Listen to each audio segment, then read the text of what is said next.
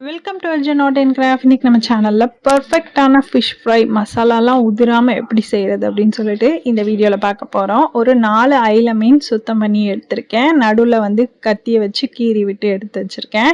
இந்த மீனுக்கு இன்னொரு பேரும் சொல்லுவாங்க, காணாங்கத்தை அப்படின்னு சொல்லிட்டு. இப்போ இந்த மீனை சுத்தம் பண்ணி எடுத்துட்டு இதுல 1 டீஸ்பூன் அளவுக்கு காஷ்மீரி மிளகாய் தூள் ஆட் பண்ணிக்கிறேன். உங்ககிட்ட காஷ்மீர் மிளகாய் தூள் இல்லைன்னா சில்லி பவுடர் ஆட் பண்ணிக்கோங்க. இப்போ இது கூட ஒரு 2 டீஸ்பூன் அளவுக்கு குழம்பு மிளகாய் தூள் தான் ஆட் பண்ணணும். அப்பதான் மீன் வந்து பர்ஃபெக்டான டெக்ஸ்சர்ல கிடைக்கும். 2 டீஸ்பூன் அளவுக்கு ஆட் பண்ணிட்டு தேவையான அளவு உப்பு சேர்த்துக்கிறேன். ஒரு 1/4 டீஸ்பூன் உப்பு ஃபர்ஸ்ட் சேர்த்தேன், திருப்பி இன்னொரு 1/4 டீஸ்பூன் உப்பு சேர்த்திருக்கேன். இப்போ இது கூட 1 டீஸ்பூன் அளவுக்கு தனியா பவுடர் சேர்த்திருக்கேன். தனியா பவுடர் வந்து கண்டிப்பா சேர்க்கணும். சேர்க்கலன்னா ஃபிஷ்ஷோட டெக்ஸ்சர் வந்து சூப்பரா கிடைக்கும். நான் சொல்ற மசாலா எல்லாம் போட்டு சேர்த்து பாருங்க, ஒரு தடவை செஞ்சு பாருங்க, ரொம்ப சூப்பரா கிடைக்கும்.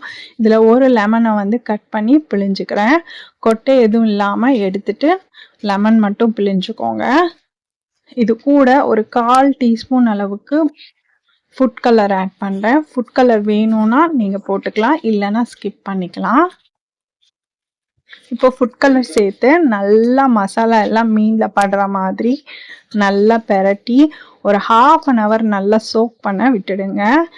உங்களுக்கு இந்த மீனில் மசாலா ஒட்டாத மாதிரி இருந்துச்சுன்னா கொஞ்சோண்டு தண்ணி தெளித்து மசாலாவெல்லாம் நல்லா எல்லா இடமும் படுற மாதிரி, இந்த கீரல் எல்லாம் படுற மாதிரி தேய்ச்சி விட்டு ஒரு 1/2 hour நல்லா சோக் பண்ண விட்டுடுங்க. அப்போ தான் மசாலா வந்து மீனில் நல்லா உப்புலாம் இறங்கி இருக்கும்.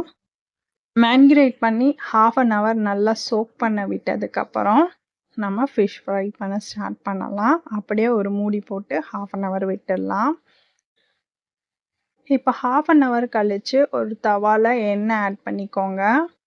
தவா நல்லா ஹீட் ஆனதும் ஒரு 2 குழிக்கரண்டி அளவுக்கு நான் எண்ணெய் ஆட் பண்ணியிருக்கேன். இப்போ மேரினேட் பண்ண ஃபிஷ் எடுத்து வச்சுக்கோங்க. மசாலாலாம் மறுபடியும் ஒரு தடவை பெரட்டிட்டு கடைசியாக எடுத்து வச்சு தவால ஃப்ரை பண்ணுங்க.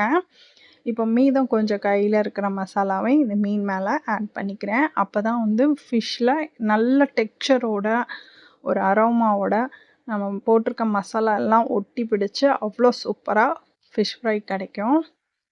இப்போ இதுக்கு மேலே கொஞ்சம் கருவேப்பிலை ஆட் பண்ணிக்கிறேன். கருவேப்பிலை எதுக்காக ஆட் பண்ணுறேன் அப்படின்னா, ஃபிஷ்ஷோட கவுச்சி வாடை வரக்கூடாது அப்படின்னா கருவேப்பிலை ஆட் பண்ணி பொரிச்சு பாருங்கள், எப்படி இருக்குன்னு சொல்லிட்டு நீங்களே கமெண்ட்டில் சொல்லுங்கள். கருவேப்பிலை வந்து ஃபஸ்ட்டு ஒரு திருப்பி போட்டதுக்கு முன்னாடி ஆட் பண்ணியிருக்கேன்.